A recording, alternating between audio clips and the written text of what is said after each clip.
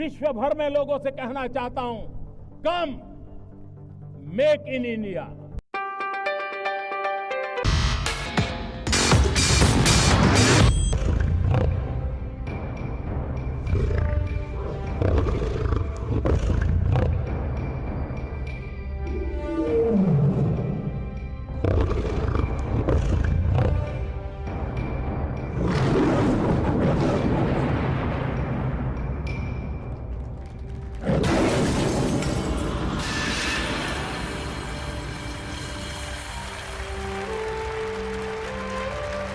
UAE का और सफल दौरा, यूएई के साथ कई समझौतों पर दस्तखत भी हुए हैं और आज प्रधानमंत्री नरेंद्र मोदी ने वहां पर अबू धाबी में मंदिर का लोकार्पण किया और इस कार्यक्रम के सफल कार्यक्रम के बाद प्रधानमंत्री नरेंद्र मोदी अब कतर के लिए रवाना हो रहे हैं।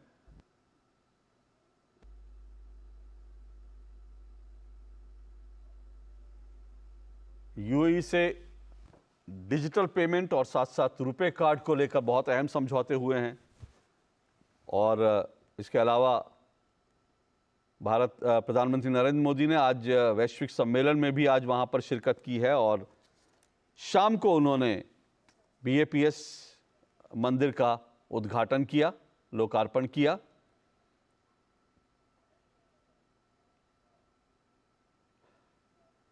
आज प्रधानमंत्री नरेंद्र मोदी ने जब उनकी मौजूदगी में यूएई में भारत मार्ट का भी उद्घाटन हुआ है। भारत मार्ट जहां पर भारत के तमाम प्रोडक्ट्स जो हैं वो यूएई में आसानी से मिल पाएंगे और न सिर्फ यूएई में बल्कि यूएई के बाहर भी वहां से भारत के जो उत्पादन हैं, भारत के जो प्रोडक्ट्स हैं, उनको एक बाजार मिलेगा।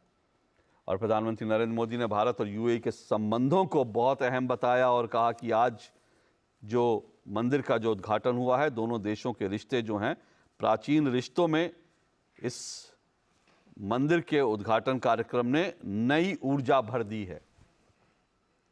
और यूएई से विदा होते हुए प्रधानमंत्री नरेंद्र मोदी अब वो कतर की यात्रा पर रवाना होंगे।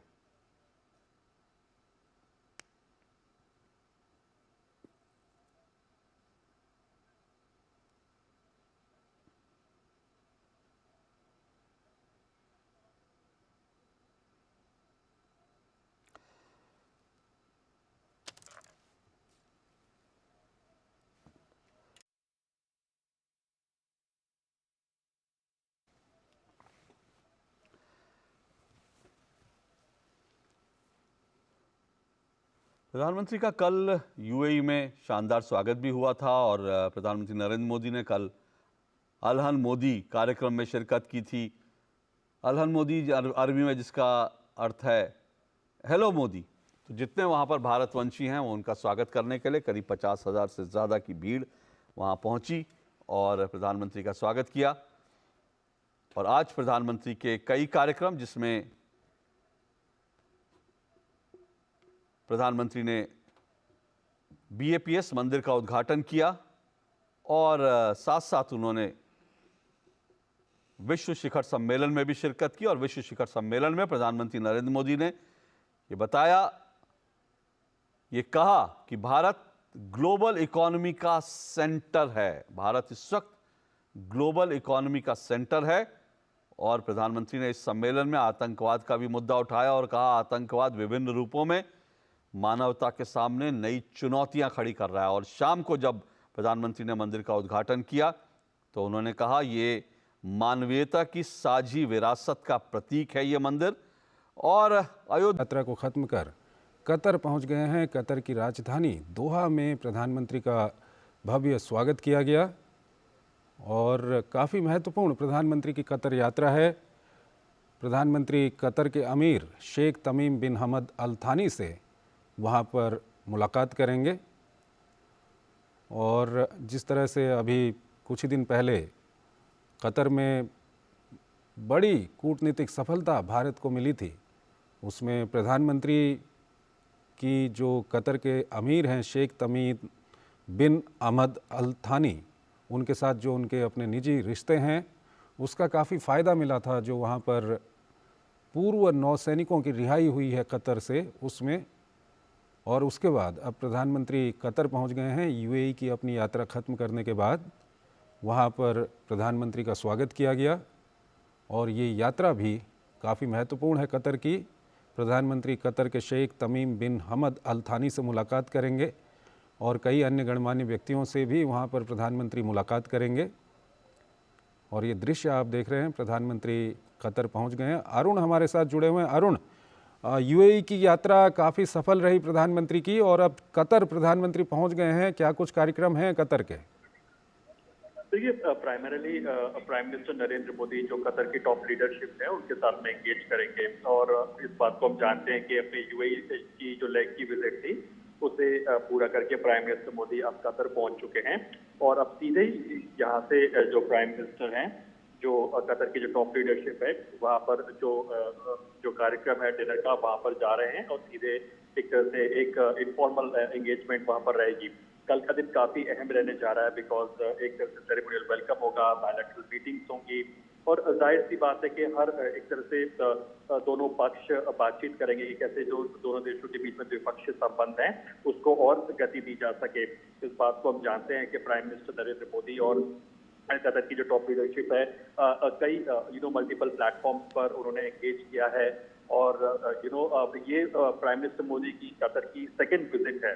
अपने जो पहले टेन्योर में प्राइम मिनिस्टर मोदी थे वो कतर की विजिट पर आए थे और यहाँ पे apart from having bilateral talks, prime minister Modi एक तरह से यहाँ पर जो ब्लू कॉलर वर्कर्स थे उनके साथ भी उन्होंने एंगेज किया था, जो इंडियन कम्युनिटी है उनके साथ भी उनका एंगेजमेंट रहा था।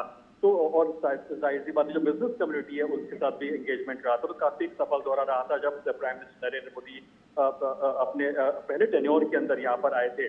अब इंटरेस्टिंगली जो एनर्जी जो डाइवर्सिफिकेशन की बात करते हैं तो एनर्जी के लिहाज से कतर बहुत ही इम्पोर्टेंट एक तरह से पार्टनर है।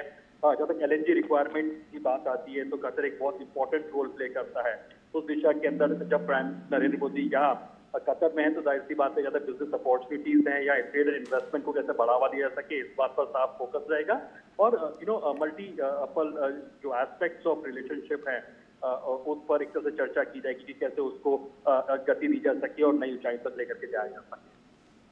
अरुण, जिस तरह से रिस्पॉन्स मिल रहा है प्रधानमंत्री की यात्रा को, चाहे हम यूएई की बात करें या अब हम कतर में देख रहे हैं वहाँ पर प्रधानमंत्री का स्वागत हो रहा है, पश्चिम एशिया में भारत के जो लगातार मजबूत होते हुए संबंध हैं उनके बारे में क्या कुछ कहेंगे आप? देखिए, गल्फ कंट्रीज प्राइमरीली बहुत इंपॉर्टेंट रोल प्ले करती है। एक तो जाहिर सी बात है प्राइम मिनिस्टर मोदी का फोकस भी इस बात पर रहता है कि कैसे जो वाया डायस्पोरा के माध्यम से बेहतरी के साथ कनेक्ट किया जा सके। आज हमने जो यूएई में देखा, जाहिर सी बात है काफी हिस्टोरिक था। अब प्राइम मिनिस्टर मोदी कतर के अंदर है। प्राइम मिनिस्टर मोदी का एक बहुत क्लियर फोकस रहता है कि पीपल टू पीपल कनेक्ट को कैसे बढ़ावा दिया जा सके। अभी हाल ही में हम जानते हैं इस बात को, चंद्रशेखर के जो 8 हमारे जो ऑफिसर्स थे जो कतर में जिनको बंदी बना लिया गया था, जो एलिगेशन थे उनके ऊपर, उनको रिहा किया गया। तो बहुत ही डिप्लोमेटिक, बहुत ही बड़ी विक्ट्री थी कि एक तरह से प्राइम मिनिस्टर नरेंद्र मोदी